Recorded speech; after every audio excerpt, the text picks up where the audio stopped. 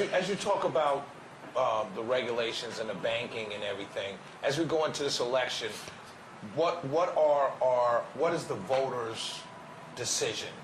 When small business owners, what is their decision? Is it Trump versus Biden is the decision, but who is going to be better for them? If you can explain who is going to be better for them if they're a small business owner, even someone launching a small business. Well, you talked about regulation and not moving the goalposts and knowing what to expect. No matter what the regulation might be, just knowing what to expect.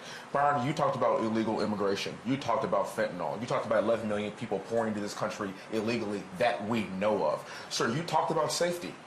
You talked about keeping your AR-15. You talked about what's happening in the streets here in Atlanta. You're asking me about who we should pick, one or the other. President Trump is running on everything that we just said. 100%. That is the crux and the very premise of what he is running on and what he is focused on. He will give a 2.5-hour speech, but at the end of the day, he is hitting on these things in multiple ways from multiple angles. If you look at this on its face, Joe Biden is doing none of the above. I would even argue he is running against the things that we are talking about here right now.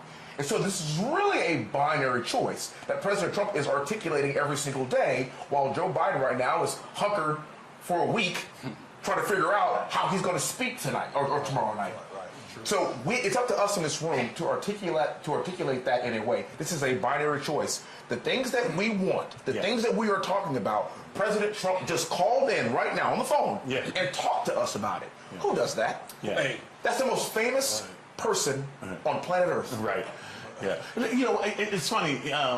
So many different dynamics. Hold on. I got a quick question. Quick back to Wesley. Would Joe Biden just get an impromptu call for that? Come on. No. Because I know leaders of Congress who can't get an impromptu call with him for 10 minutes. No. They can't get an impromptu. Sorry, go ahead. No, that's big. Just access to the decision maker makes a big difference in business. So what you're talking about, this is our language. Having access to the decision maker and he can call in, this has been great. And I appreciate you being able to pull that off. You know, that's a nice little trick you did. Right. But no, more importantly, here's something I think is really important. Something Dr. Carson just touched on in everybody, but that divisiveness. You know, when we leave this, there's going to be a whole lot of conversation. Here, these black guys come and talk about Trump and this, that, and the other. Here in Atlanta, we're in Atlanta. We're in the Black Mecca, right? So not only is it the Black Mecca, this is Wakanda. In the black community, we call this Wakanda. This is black business, this is black educators, this is black doctors, this is black excellence. When we leave this place, they're going to have conversations. A lot. One